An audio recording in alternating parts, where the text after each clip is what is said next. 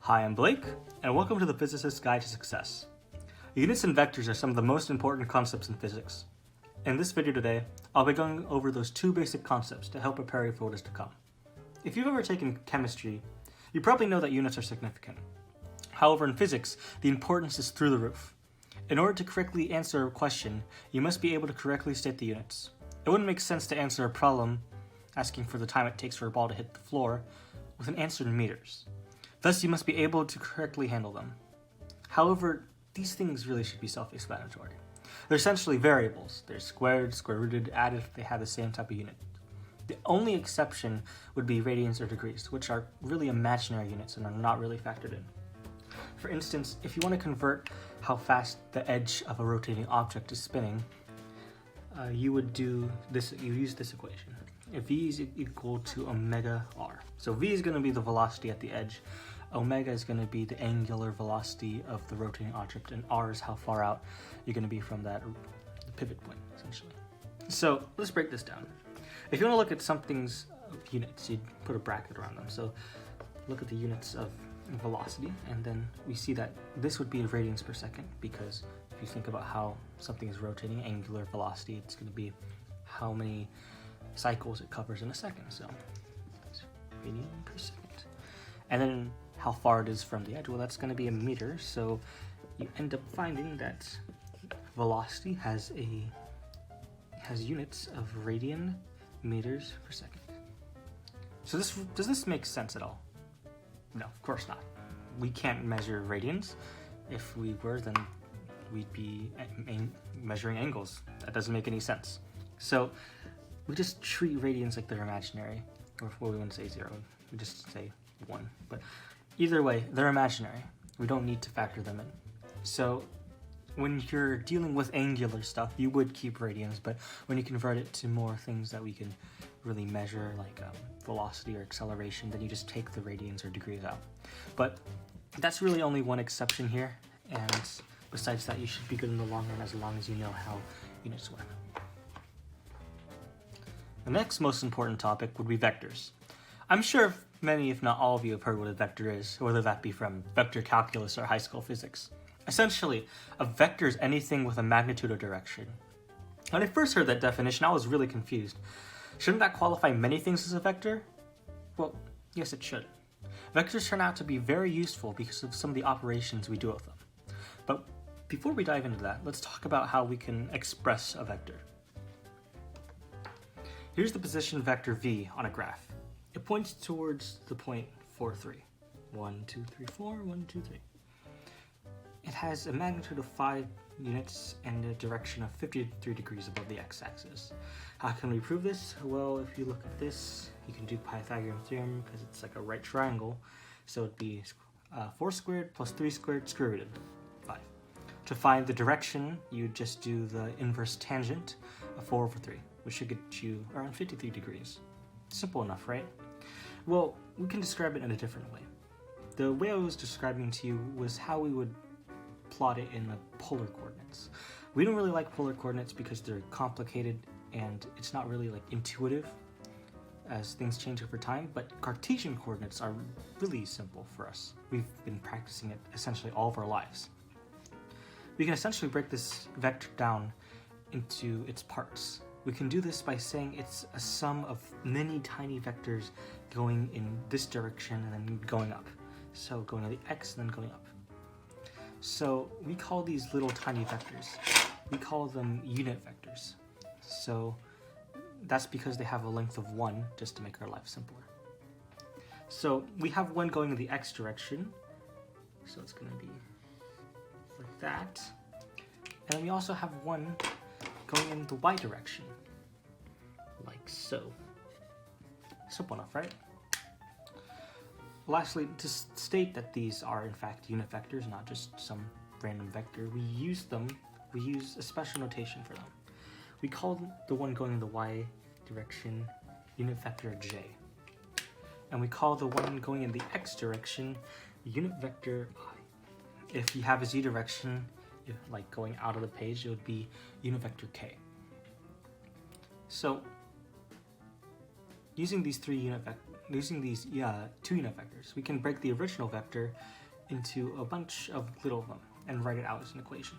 So if we think about it, if we take this and put it here and there, it will get us to where our x component of the v vector is pointing.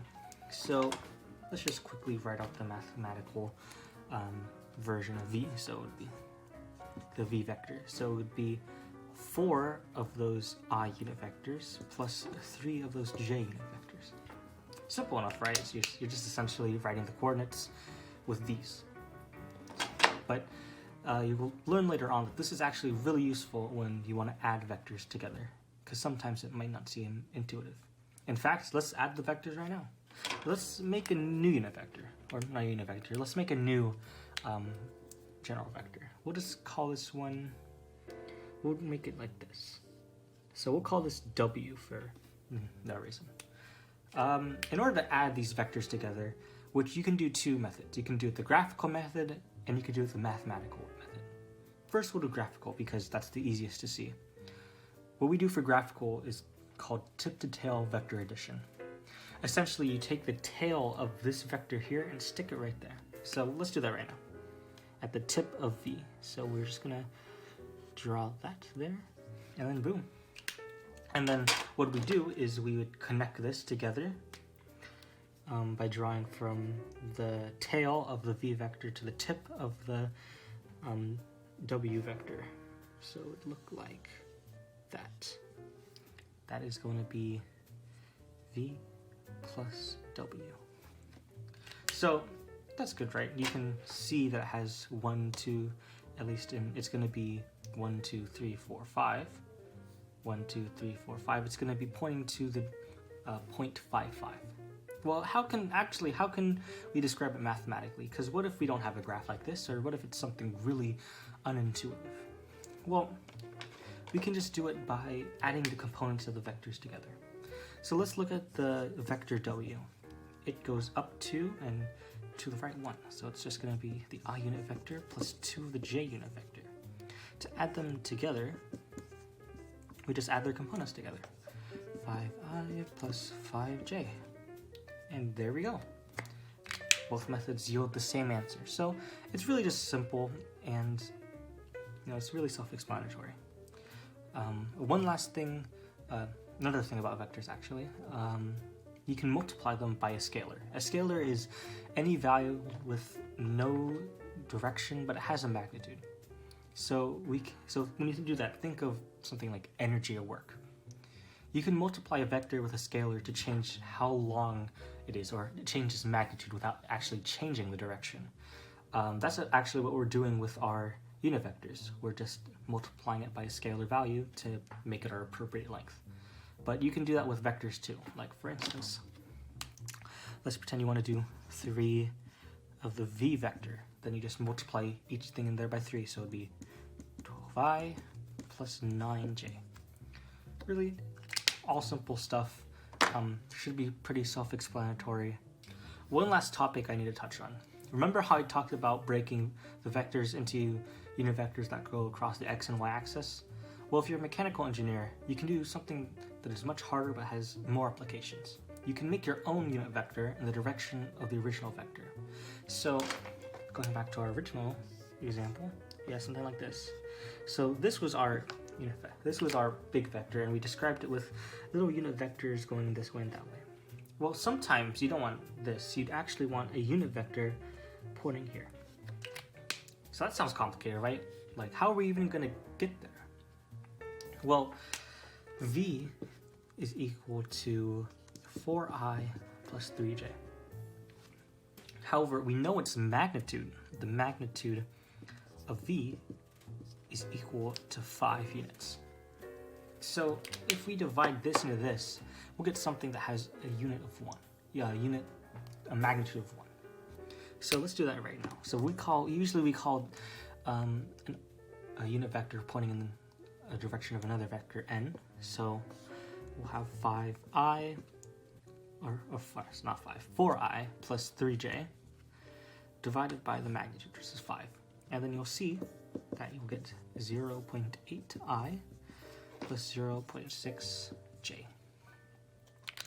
While this might not seem useful now, this is very useful when calculating torques and forces in really weird objects in engineering statics.